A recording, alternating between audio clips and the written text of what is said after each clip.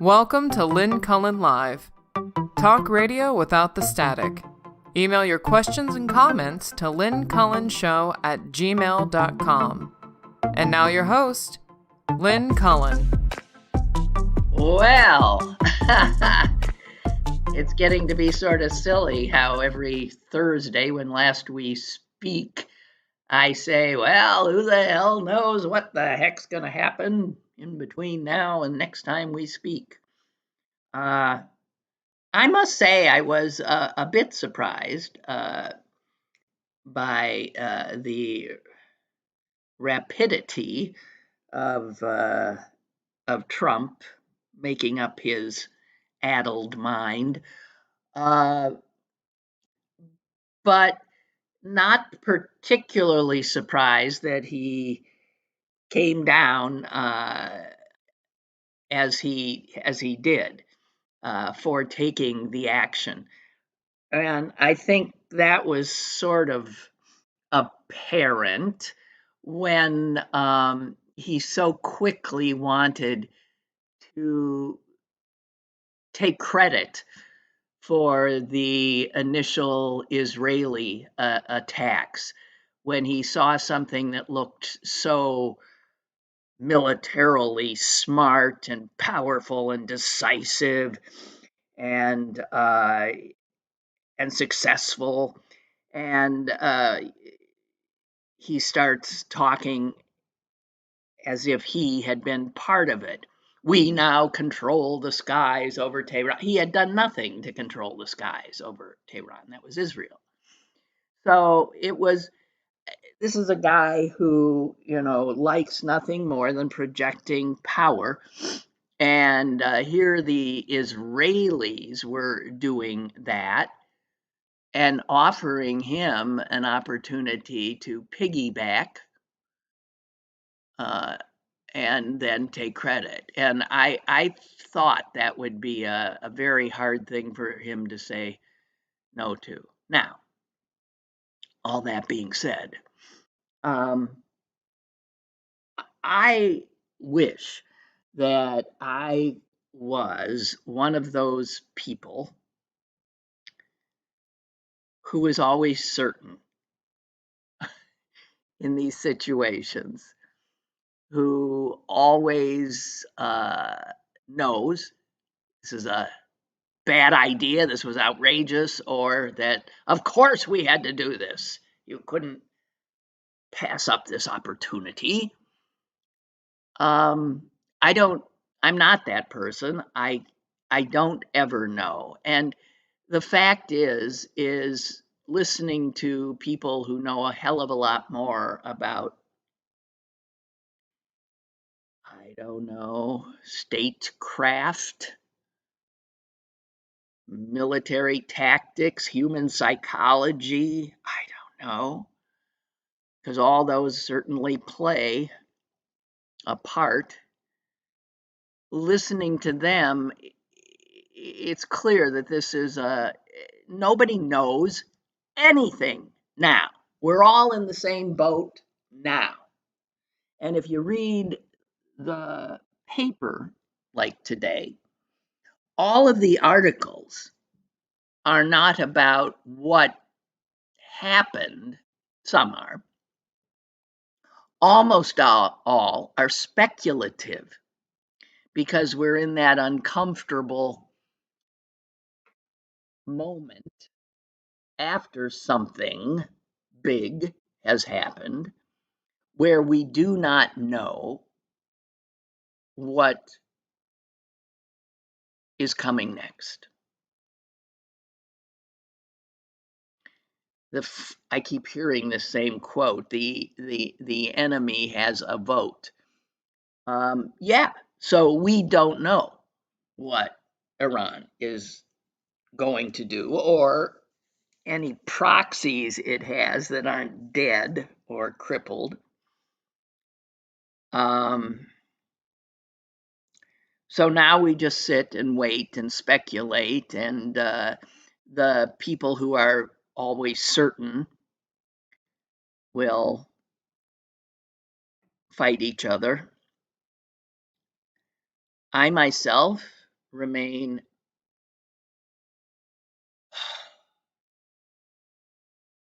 relatively clueless. Part of me is hopeful that this was an opportunity that we did take and have pushed back the threat that Iran clearly is, not finished it off, but pushed it back. The part of me that is more prone to trepidation suggests that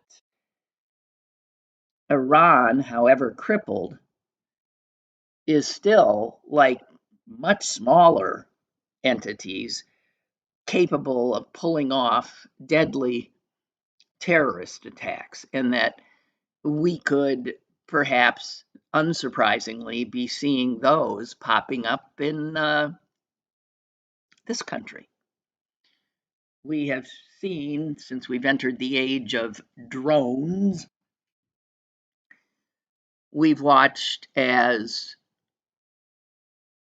both Israel and Ukraine have smuggled drones into other countries and then set off devastating attacks. And it seems relatively easy to do. And we are now a country with all of our attention on our southern border when it comes to security. And we have decimated a lot of our security establishment. So I would think we're very vulnerable to terrorist attack here. And it's what I am most concerned about now. But reality is that none of us know anything. We now just sit and wait. You know, it's a bitch when you're just a regular person who has to live in the world that is roiled by just a handful of other people, almost all men, with large egos. And we just sit and wait and worry. I think I saw a quote by George Conway, and I think he had it right in terms of what has taken place. He said this: a smart and evil man manipulated a stupid and evil man into a war against a fanatical and evil regime. And I think that's, yeah, pretty much what happened. Netanyahu doing what he does, staying alive, doing all the things Donald Trump wants to do, uh, sort of offered Trump, Netanyahu being the smart and evil man, uh, got Trump into a position that, literally he couldn't bear to refuse. The ability to, as I said, piggyback on what Israel had set up, the tee shot they'd set up for him, to then be able to claim that he'd saved the world from nuclear holocaust. So, yeah, a smart and evil man manipulated a stupid and evil man into a war against a fanatical and evil regime.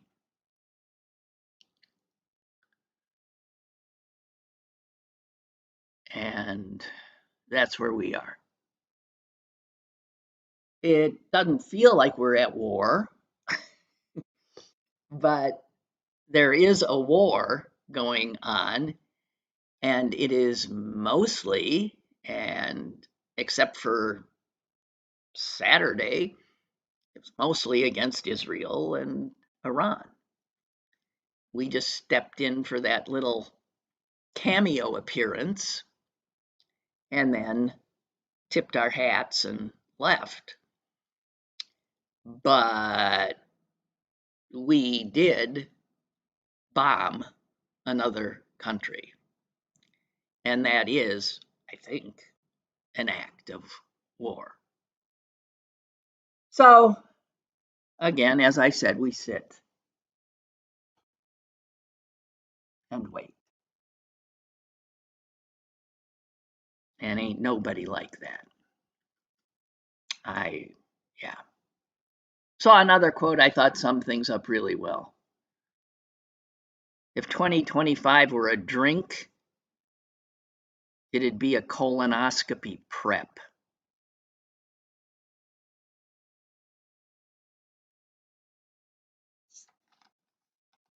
I think that's right on.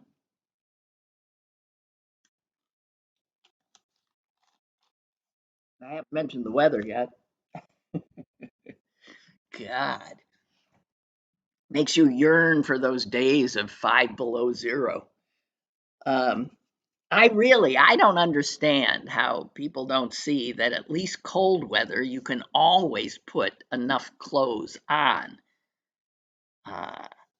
to be relatively comfortable. But in this heat, there ain't taking clothes off doesn't do the trick. Just saying.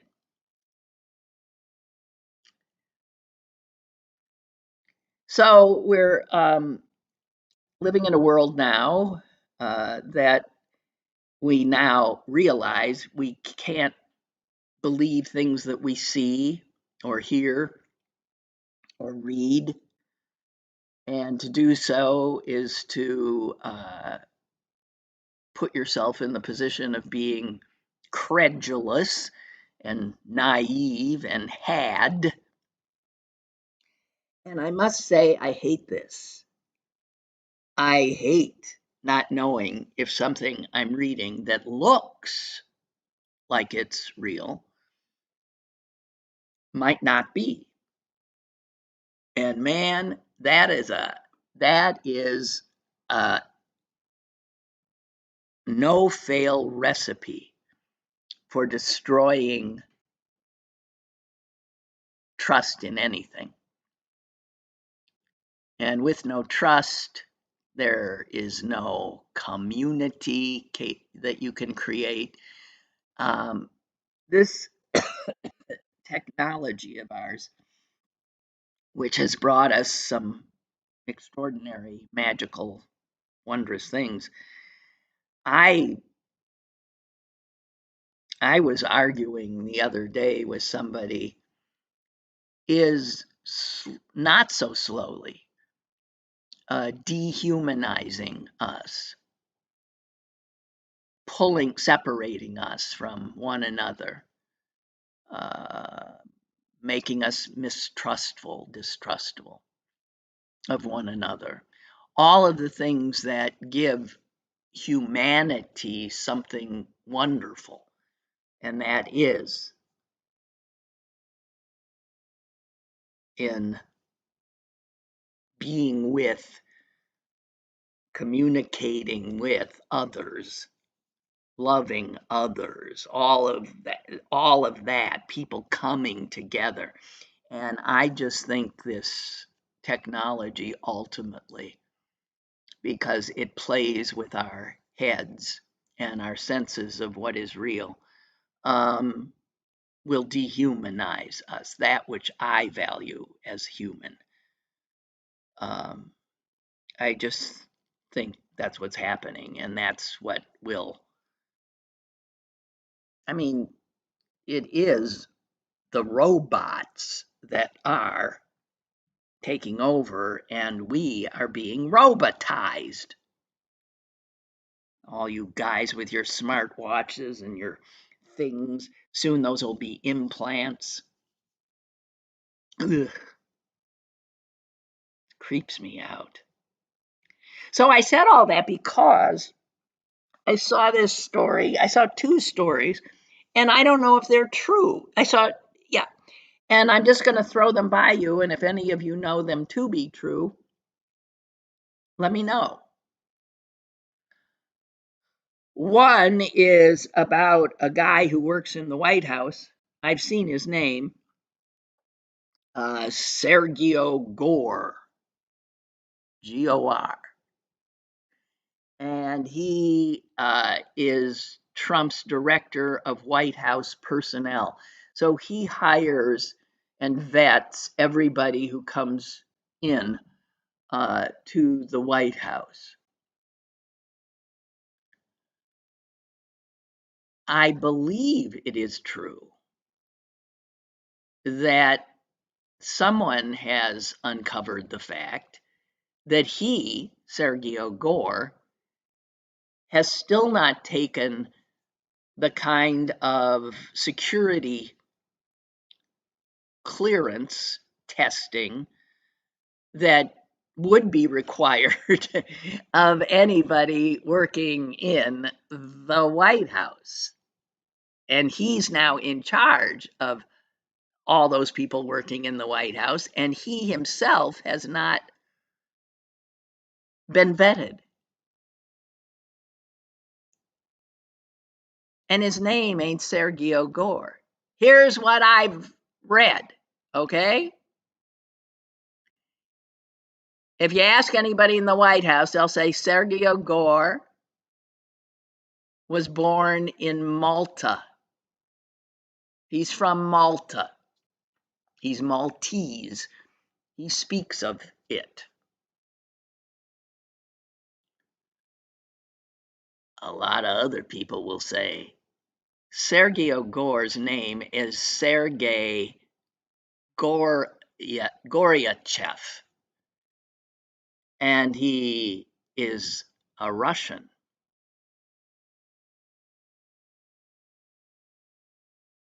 And he is quite clearly a Russian spy in charge of who gets in to work at the White House.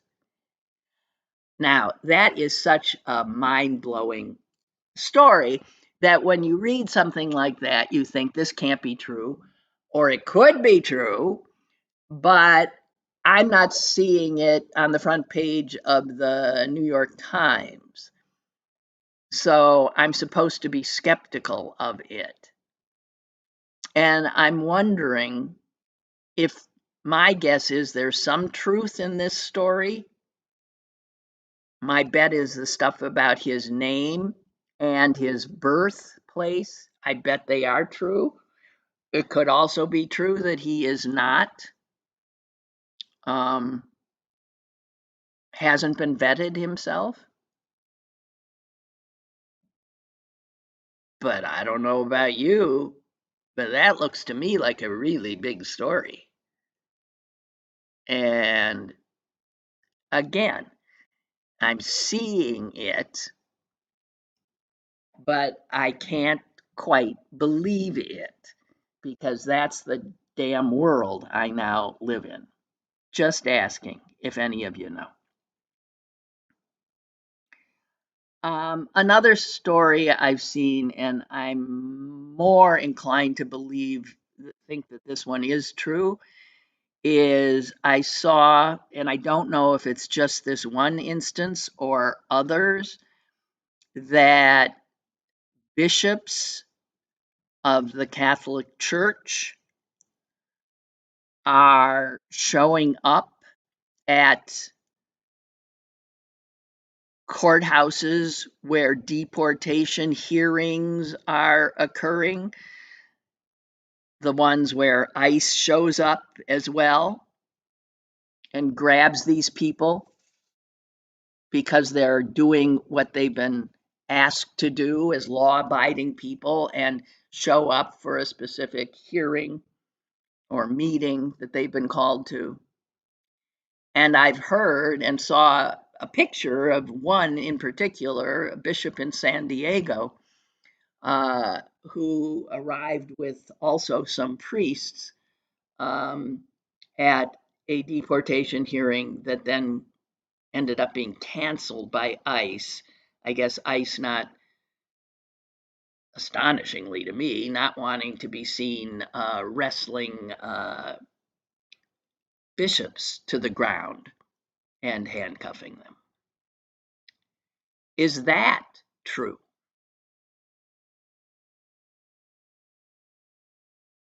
I hate this. I've worked in news all my life, and I assure you that for the lion's share of that career, I did not have this kind of insecurity about whether or not what I was reading in what I thought was responsible, respectable sources was true. And now I don't know anymore. And I hate it. So I hope the first story about the Russian spy being in charge of White House personnel is not true. And I hope that the one about the Catholic Church getting active in opposing ICE and its repellent campaign with these masked, unmarked, ununiformed men grabbing people and disappearing them before our eyes. I so am freaked out that these are scenes in the United States of America. I have never seen our government act in such a way. When did uniforms on federal law enforcement people go out the window? When were they allowed to hide as they performed their duties?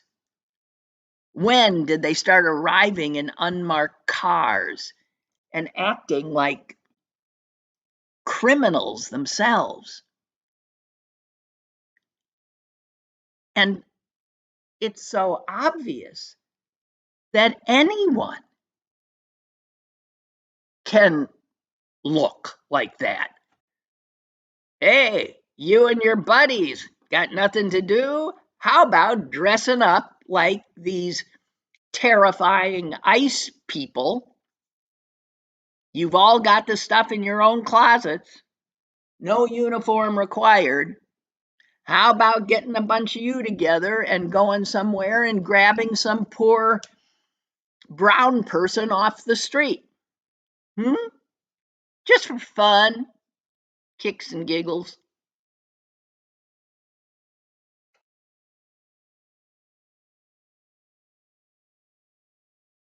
This is the United States. By the way, I learned something I had not known. God knows there's so much I don't. Did you know that Franklin Delano Roosevelt commissioned in 1940 an official Spanish language version of the Star Spangled Banner? Did you know that?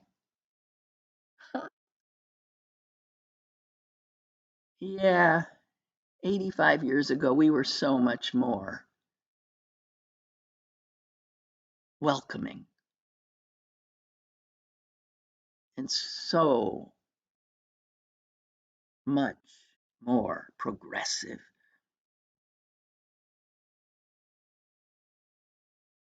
there is a Spanish language version of the Star Spangled Banner. I can't speak Spanish. El Pendón Estrellado was written by Peruvian American. It even rhymes. And so if you heard that a Spanish language version was sung at I think it was a Dodgers game,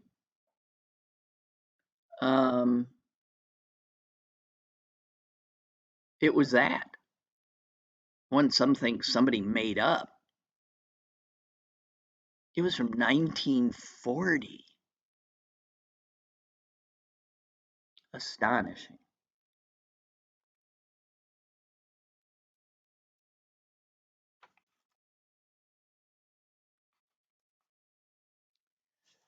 Okay. Let's see what I got here.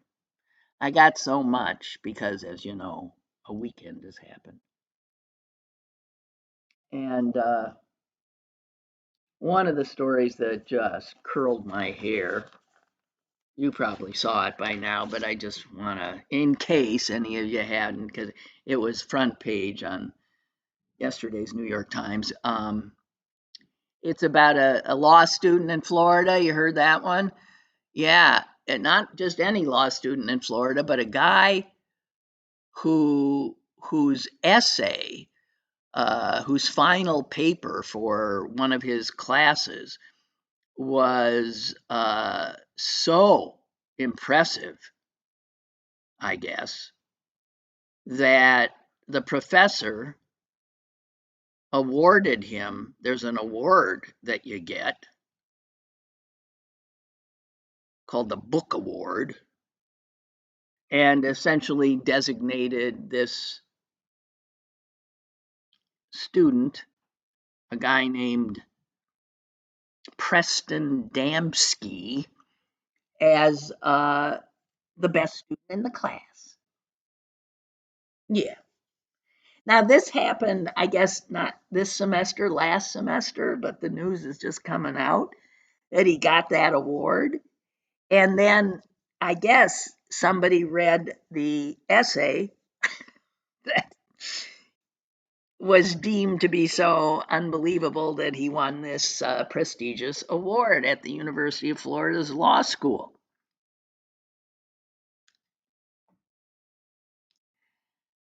In this paper,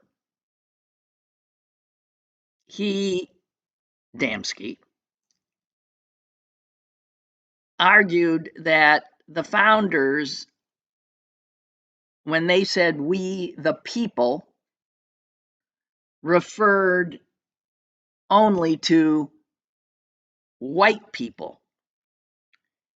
And from there, Preston Damsky argued that non-whites should not be able to vote. He went on to argue a lot of things that are mind-blowing. And he warned in his paper that white people cannot be expected to meekly swallow their demographic assault on their sovereignty.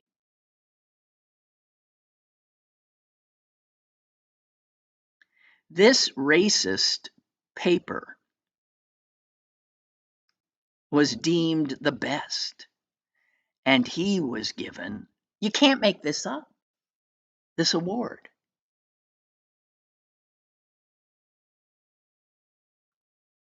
Since receiving it, much more has been learned about Preston. He is an unapologetic white nationalist and racist. He is also an avowed anti-Semite who has said that referring to him as a Nazi, quote, would not be manifestly wrong.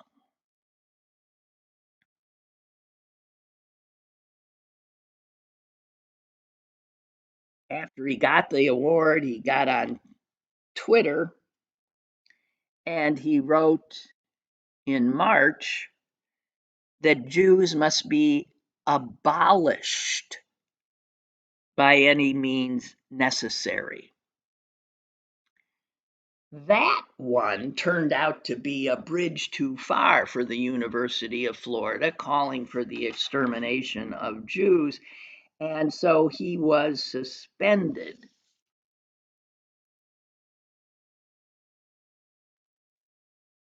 He is fighting that suspension, but all of this begs so many obvious questions. Like, who is the effing professor? And why isn't he suspended? And what's going on at the University of effing Florida Law School? And what exactly is it they're teaching?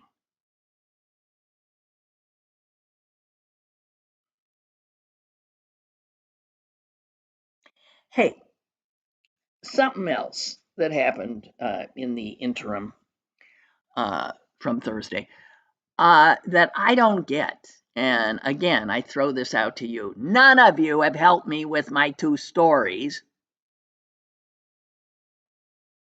I'm waiting. I, I guess none of you can know either because that's the world we're living in. You can't believe your lying eyes.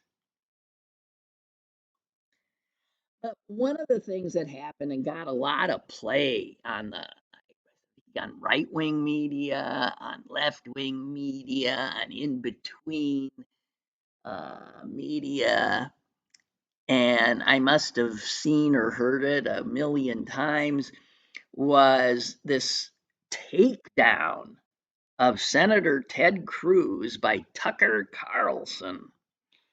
Now, normally I would not, spend much time on either of these creeps, but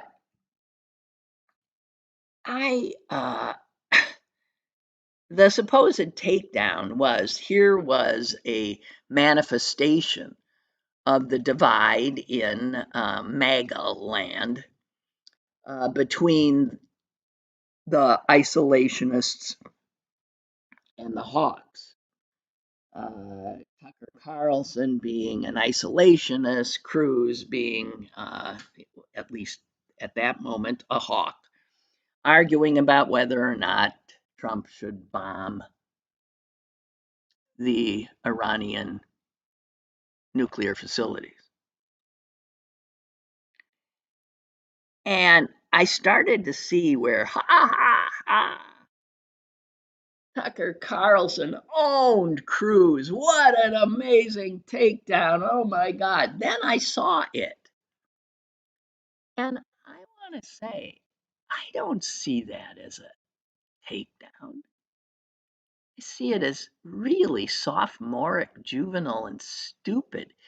The takedown was Carlson asked Cruz, who was arguing we needed to bomb Iran, what is the population of Iran? Now, Cruz said, I don't know. That was the takedown. You don't know? I got to tell you, I'm going to ask any one of you. What's the population of Spain? What's the population of, I don't, and name a country. For that matter, what's the population of the United States? What's the population of Canada, the UK, Russia, China? Maybe some of you know, but most people don't know the effing population number. It's a bunch of people. Iran's a big country. I'm sure Ted Cruz knew that much. But unlike unlike Tucker, he hadn't looked it up before the interview. You don't know? You don't know the population of a country you want to bomb?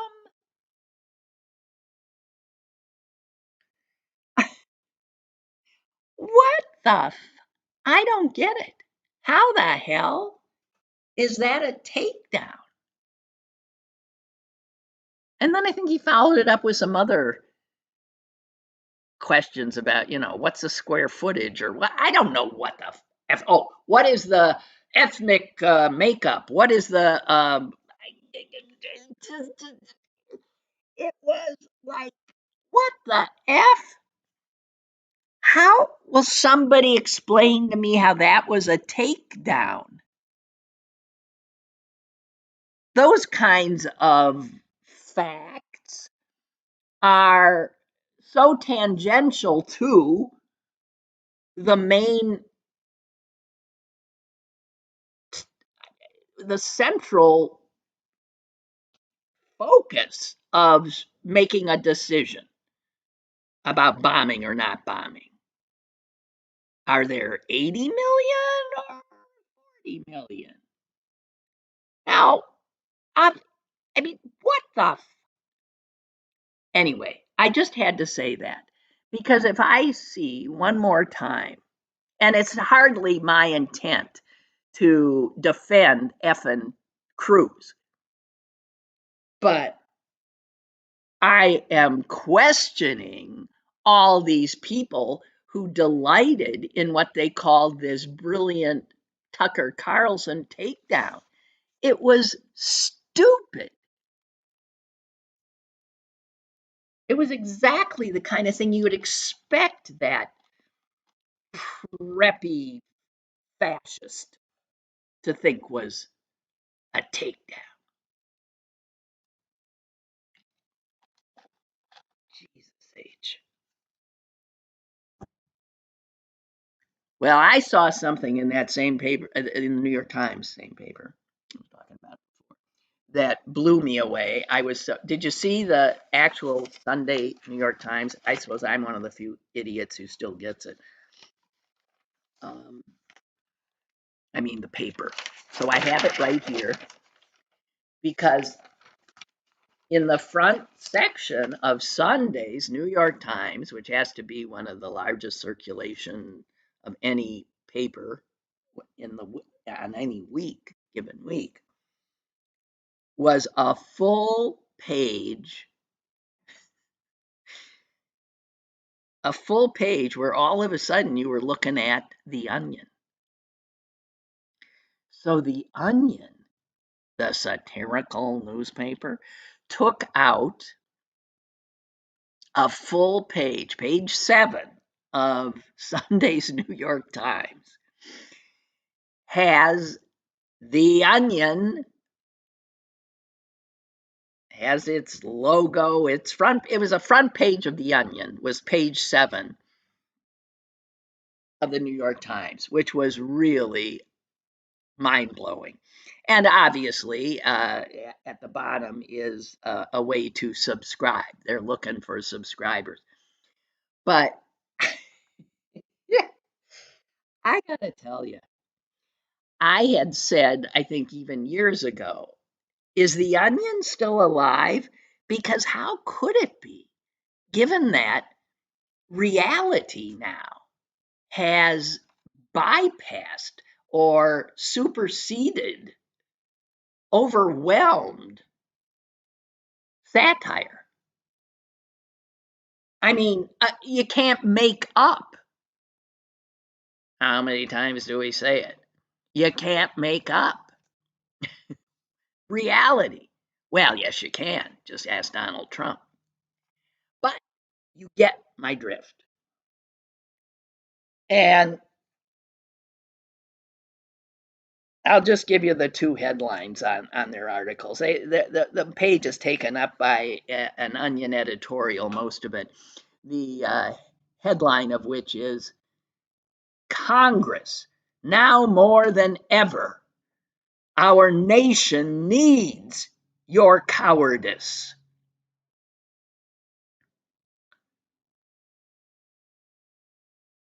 A little a little snippet from it. Now is not the time for bravery or valor. This is the time for protecting your own hide and lining your own pocket. Now is not the time for listening to your idiotic constituents drone on about what's happening to their precious democracy. This is the time for getting down on all fours and groveling. Well, apparently, this page is going to be in the mailboxes of all members of Congress today. Hey, speaking of getting on your knees and groveling, again, you can't make it up.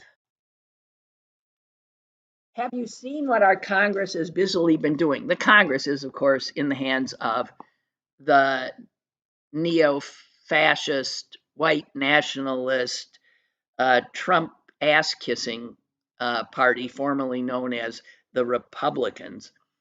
Have you seen what they're doing with the world in its current state of chaos? No? Well, here, I got a few things. I mean, the guys in the House are you send a legislator there, and they're supposed to legislate, which is another word for the definition is making laws. That's what we send them there for.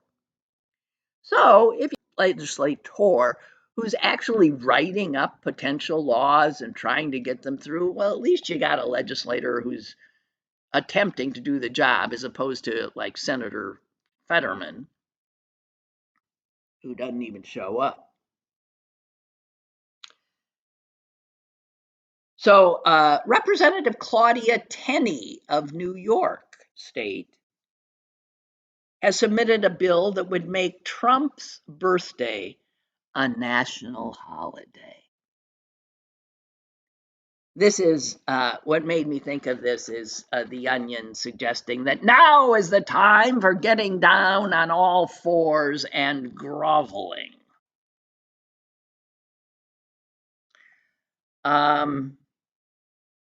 Let's see. What else do I have? Oh, there's a bill that's been put in to carve Trump's face onto Mount Rushmore. Never mind, there's no room. But I can see him saying, well, take down Abraham Lincoln's face. Okay. And then they want to rename, and this, I want to localize this, please, because Representative Guy Reschenthaler of Western PA is a co-sponsor of a bill that would rename Washington Dulles International Airport to Donald J. Trump International Airport. And Reschenthaler has said this: President Trump, the greatest president of my lifetime, was just sworn into office for a second term after a historic landslide victory, and this legislation will cement his status in our nation's capital as our fearless commander-in-chief, extraordinary leader, and relentless champion for the American people. That's Reschenthaler kissing the ass of the ass that is our president. This is Reschenthaler following the Onion's rallying call to get down on all fours and grovel.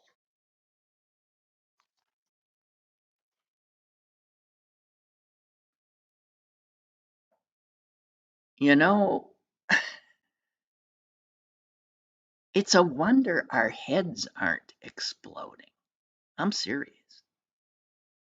That you're not just sitting somewhere, maybe out to dinner, and some guy at a corner table, all of a sudden his head explodes, and you think, oh, well, there goes another one of us. Another of the Onion articles on the front page, and I'll just tell you, because this was Dateline, Altoona, PA.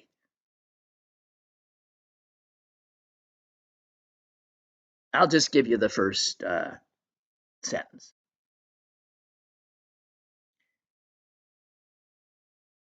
Well, no, I'll give you the headline and then the first sentence, because otherwise, the headline is Entitled Child Expects to Eat Lunch Every Day. The subtitle is Girl Literally Wants Food to be Handed to Her on a Plate. The first sentence is Altoona, PA. Saying the pampered 6-year-old seemed to think someone should provide her with a midday meal on a regular basis, sources told reporters Thursday that local entitled child Harper Wiley expected to eat lunch each day of her life. Can you imagine? Not just on an odd occasion, but every single day, said the source with knowledge of the situation.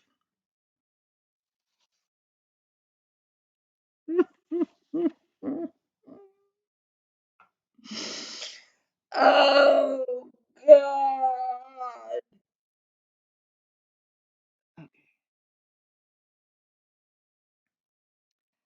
I got something here. I mean, if 2025 were a drink, it'd be a colonoscopy prep. That is all I'm saying. Oh, and another thing that I saw. Um, hey, by the way, I noted this morning with some actually concern, because I can't imagine what I'm going to do with it. But this Thursday is going to be a throwback Thursday. I have agreed that the last Thursday of every month, and it must be, will be a show in which we don't talk about this stuff. So we stand a chance of not having our heads explode. And it'll be a throwback, so that, yeah, it'll be like, I don't know, you tuned into talk radio in 1986, right? Back in the day. Before we all had those phones, things on our ears and in our ears, and watches on our arms, and ugh. So here's a good quote. Actually, two. And I get these from the week. I love them. PJ O'Rourke, now a totally extinct species that he represents, which is a funny conservative Republican. Well, maybe there are some now. I mean, he wouldn't be MAGA. PJ O'Rourke. The Republicans are the party that says government doesn't work, and then they get elected and prove it. Now, I got to tell you, that is not only true and funny, but it is exactly what their whole game has always been. Tell their credulous base that government is the problem, as Ronald Reagan said, that the most frightening words in the English language are I'm from the government and I'm here to help you. So just train your base that government is bad, that it harms you, that it's never there to help you, and that it doesn't function. And so elect us, and we'll prove it. We'll shrink it so you can drown it in a bathtub. We'll shrink it so you can't call your Social Security office. We'll shrink it so there's nobody on the other end of any phone, no matter what help you might be absurdly trying to get. Right? The Republicans are the party that says government doesn't work, and then they get elected and prove it. It's actually been a brilliant, long term strategy. And then a good old liberal Democrat, Hubert Humphrey, said, "To err is human, to blame someone else is politics." Those are two good ones. Wanted to share them with you. Oh man, look at this. You see how well Trump's tariff war is working? China's trade surplus with the world is nearly $500 billion, which is a more than 40% increase the same time last year. Oh, I guess Trump's really put it to the Chinese. China's exports of electric vehicles alone have soared 65% since January. Yeah, okay. Man, can't get enough of these Republicans. Fucking brilliant. Okay, and then something just in the time I have left that I want to share. I found it astonishing, but I'm glad I know it. And it's something that folks around here uh, should know about and care about more than other places, perhaps, because it's happening here. Because this is a story about black lung. Now, I don't know about you, but I thought black lung was pretty much beaten, sort of like the measles. But turns out, like the measles, it's making a comeback big time. And what I don't get, well, I didn't get till I read this article, is why. Because it's not like there's a vaccine and they aren't taking it anymore.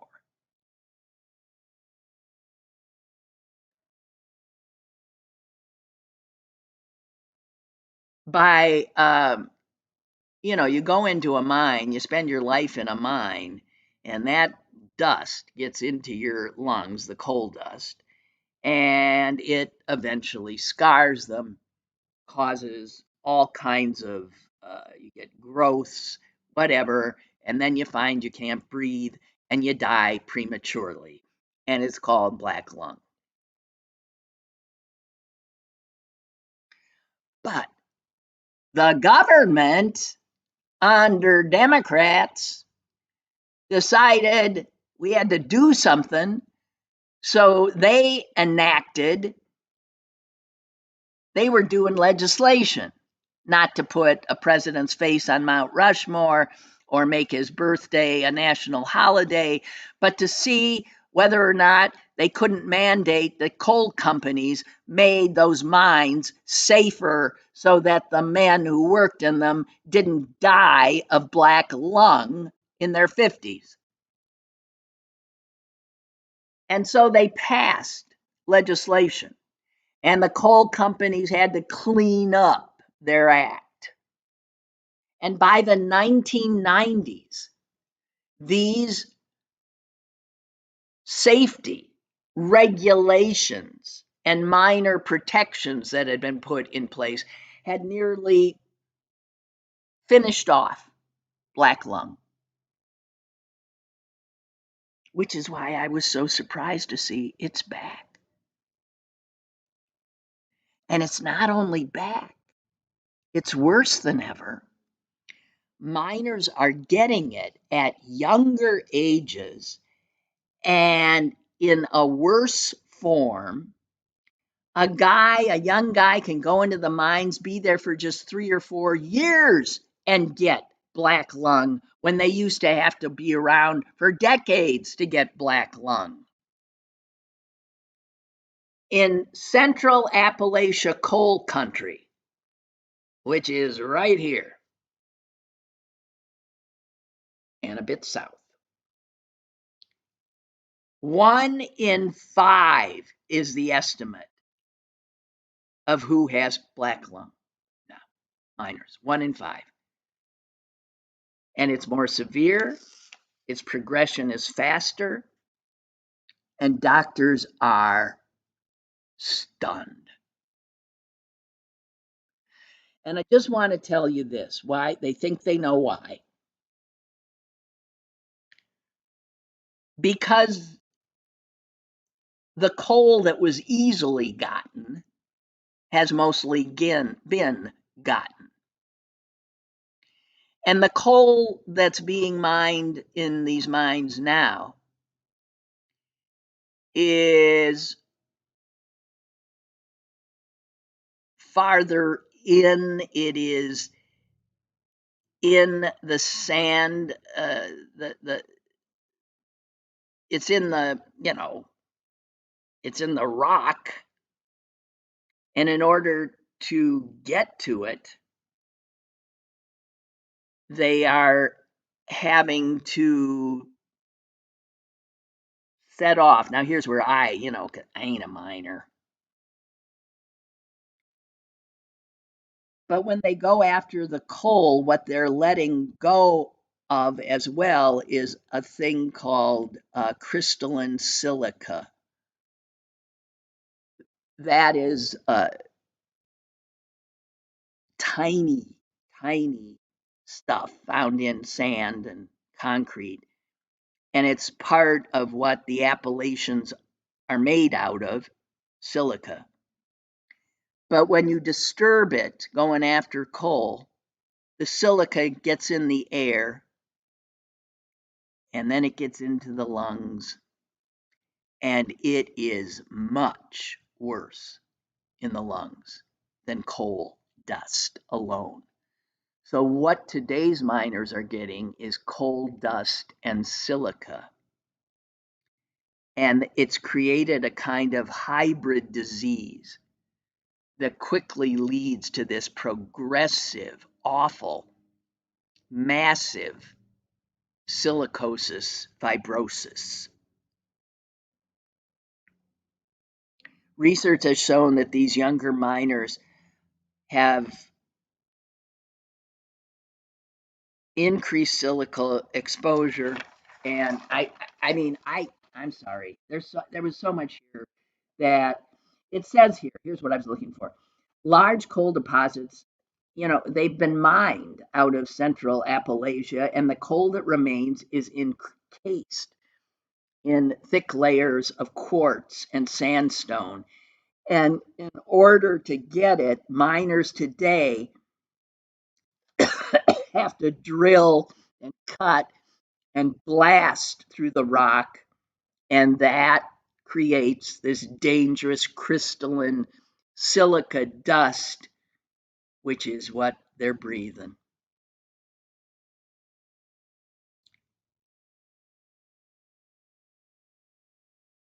Now, get this: on April Fool's Day, the Trump administration fired more than 800 people at the National Institute for Occupational Safety and Health, including a whole bunch of people working in the Coal Workers Health Surveillance Program, and scientists focused on solving the problem. And among them was the entire Pittsburgh Mining Research Division. I think at the time I noted it. What I didn't know was that this scourge is back and killing big time.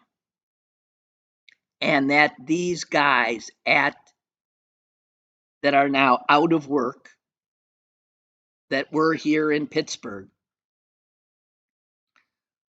were developing technology to monitor the silica dust exposure, potentially preventing miners from getting sick in the first place. And an engineer at the Pittsburgh division said, these cuts, these people's jobs are now lost. Well, it's going to result in dead miners. Because that's the way these Republicans roll. That's right. And just one more quote and I'll stop. This is from a pulmonologist who specializes in black lung. He says the entire thing about this disease is it is 100% preventable. It is not an act of God or an act of nature. It is not something out of our control. And in a wealthy country with a wealthy economy, we should be able to do better.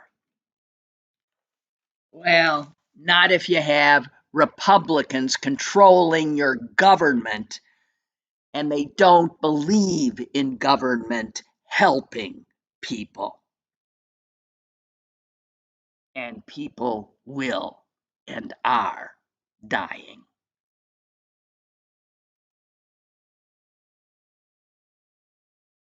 Sorry. But damn it, we gotta know this stuff. And we gotta fight. Lynn Cullen Live, Monday through Thursday from 10 a.m. to 11 a.m. and archived at pghcitypaper.com.